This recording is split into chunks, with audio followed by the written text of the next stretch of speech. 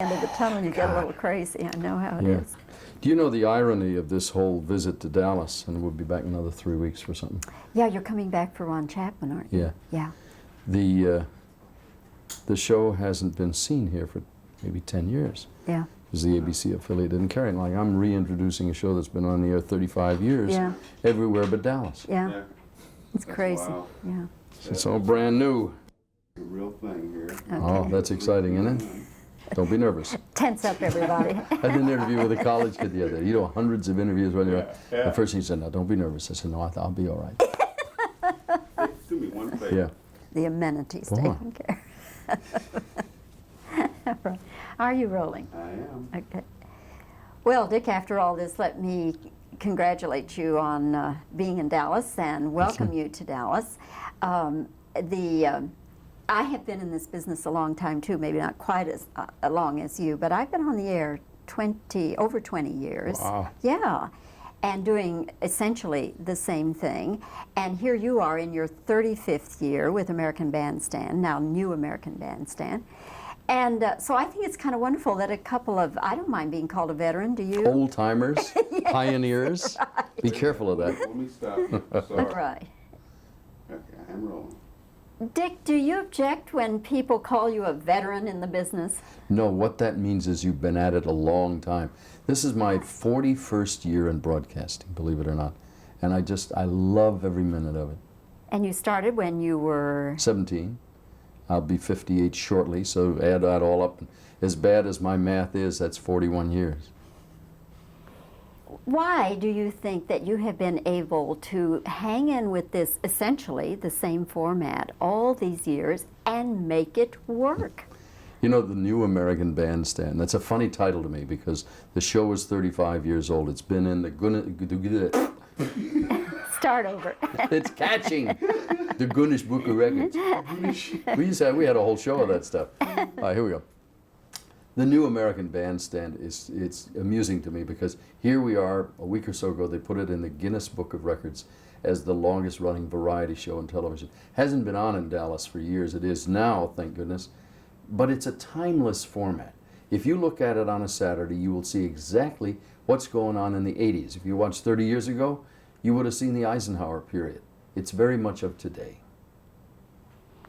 As far as Dick Clark personally, now I've always had a theory, and having been on the air a long time myself, that you better just be what you are because the camera is an X-ray and a magnifying glass all at the same time. That's my philosophy about just be who you are and not try to kid anybody. What is Dick Clark's philosophy about presenting yourself to an audience? Years and years ago when I first started, I thought, gee, there must be some big mysterious secret about being on television. And then I suddenly realized that that camera is another person. They're not there, but they are. And if you treat it as another person and you try to make the person who's watching you feel comfortable, that's really the only job we have. And so I tried to, when people watch me, say, it's going to be all right, don't worry about it. Dick, you have always had control of your projects and your shows, haven't you? Sometimes, not always. When you are a producer, or even worse, when you're a talent working for somebody else, you're a hired hand. You do what the people who pay you to do it want. I mean, they say you do this and you do it. So I've had a modicum of control. But then, as far as having control, when you do have control, don't you think that that is another element? You don't have somebody saying, be funny and be this and be that and be trendy and so forth. Don't you think that that's where some people get off the track? I think you can get lost very easily in our business in any area. As a seller, you can exceed the buyer's wishes and pull your project all out of whack so it doesn't work. If you're a talent and you get too many bosses telling you what to do, you become something else. It's a very meddlesome medium because show business belongs to everybody and everybody's an expert. You're coming back to Dallas now to do a special promotion with Ron Chapman at KVIL. And of course, he has been, you know, he is Mr. Radio in Dallas. Do you see... Can I tell you a story? You mentioned Ron Chapman and KVIL.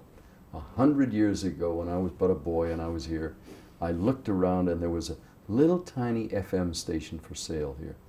And I thought, and nobody listened to FM in those days, and I said to myself, I could probably buy that radio station very inexpensively, and I really thought about it. That was KVIL. Now imagine if I had. Ron Chapman would have worked for me.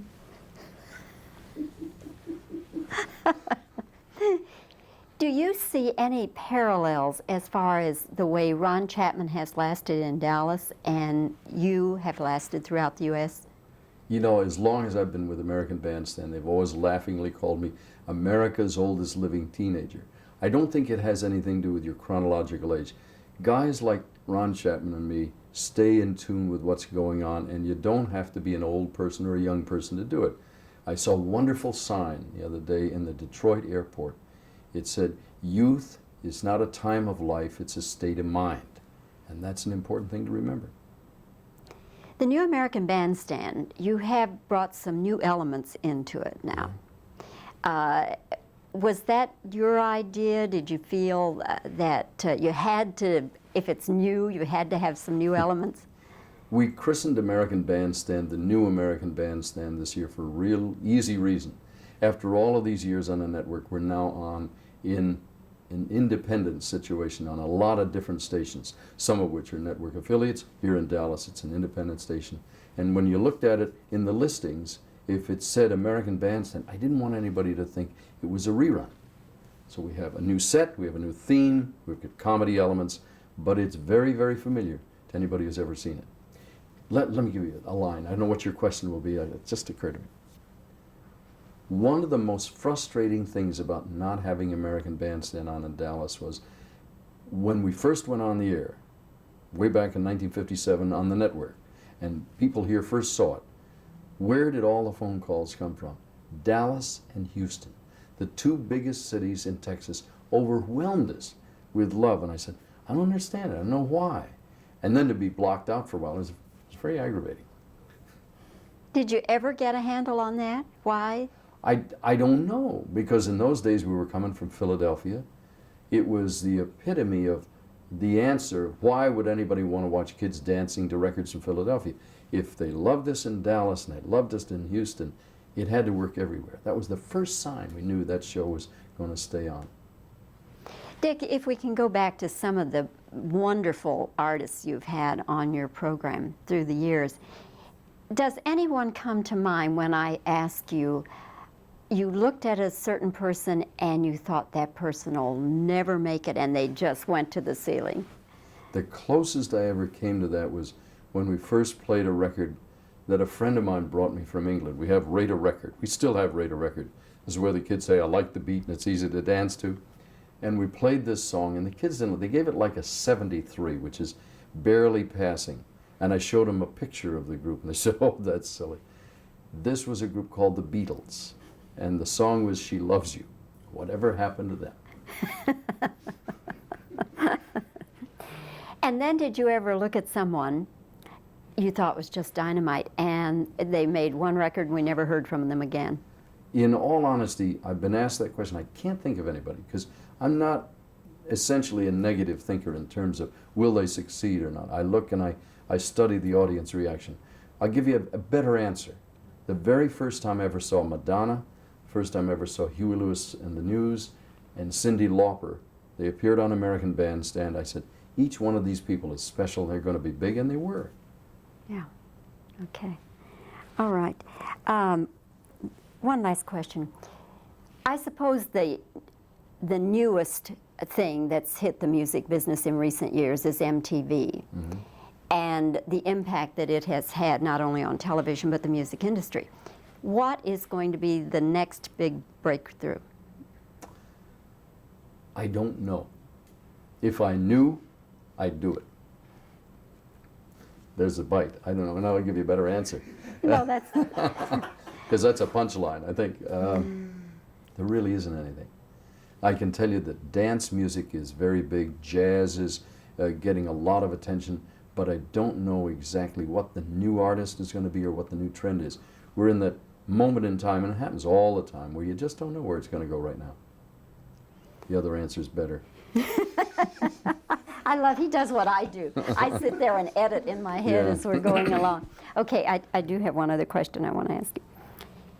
Having lasted in the business 41 years, 35 years with American Bandstand, is that what you're most proud of? I have been asked if, of all the things I've had my hands on, what gives me the most joy, and the answer really is survival. Because in our business, we're there for a week, 13 weeks, a couple of years maybe. To be able to do what you love for as many years as I've been able to do it makes me probably the luckiest man you're ever going to talk to. Except myself. Okay. Dick, thanks so much. Thank you. Really enjoyed talking with you.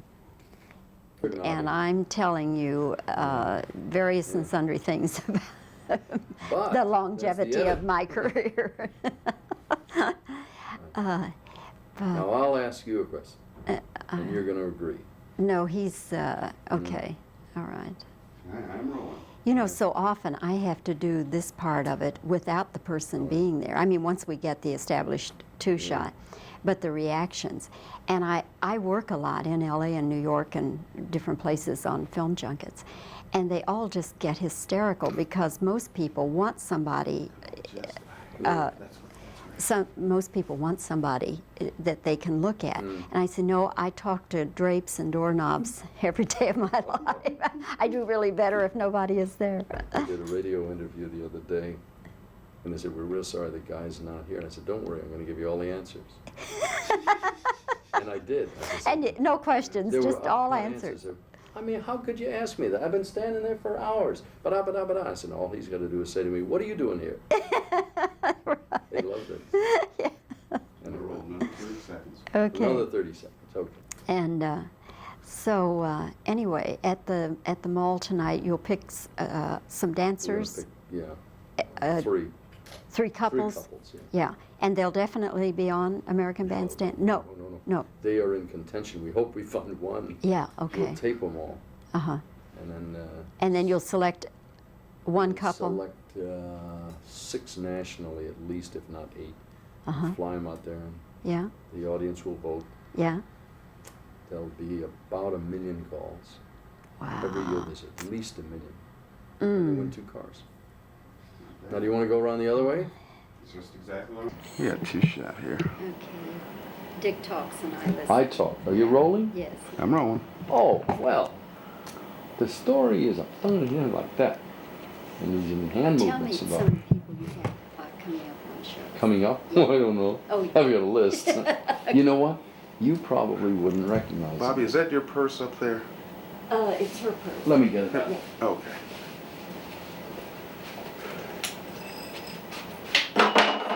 Thank you. Great. It's okay here? Yes, sir. Like if I said Swing Out Sister was going to be on, you wouldn't know who that No. was, or Ray Parker Jr. Oh, or Ray Parker Jr. I know. Jody Watley. Is Yeah, I know, All yeah. these people have been Yeah. on. First show we had Bruce Willis walk on for I a saw surprise that, guest. That yeah. was nice. Yeah. But it's, for the most part, it's people that are on the music charts. Music people would know, radio people would know immediately. But very often I'll say to somebody on television, this person's going to be on Saturday, and they say, who's that? I never heard of him. It's all the time. Okay, I'm gonna roll another 30. Another one. All right, I'll keep head nodding and answering and speaking. Uh-huh. Raspberries and sassafras. You know why they say raspberries and sassafras in the crowd scene? Sounds like more people. Because you get a lot of... So when they'll tell 20 people in a movie scene just filled with hubbub, they say raspberries, sassafras, so raspberries. And it's all those Z's. I know learned that. something. Okay, can he be excused now? Yes. Yay! Yay, Dick. Hey, Bobbie, let me get just 10 seconds of one shot reaction here. Make yourself home, I'll be in the other room. if you Okay. need. Just single reactions? Okay.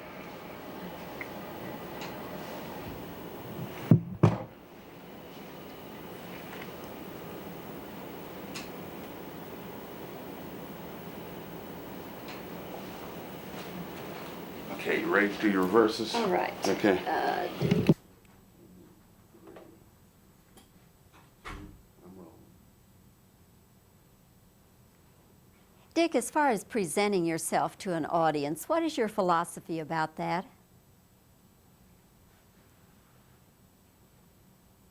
One second. Okay. I can see Dick in the mirror. I'm in the mirror. I like that. That's a nice touch. That would be classic. Do I need to do that again? Yeah. Yeah, okay. We'll be through in just a second. Okay. Dick, as far as presenting yourself to an audience, what is your philosophy about that?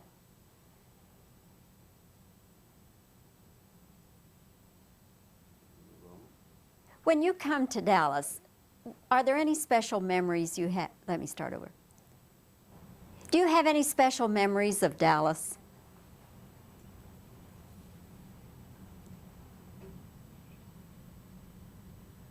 Okay, that'll do it for questions. Yeah. What? Read, ask you first. Oh, okay. 3, 2, I'm on.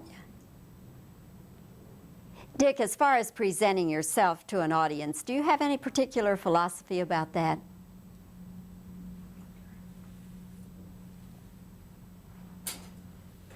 Okay.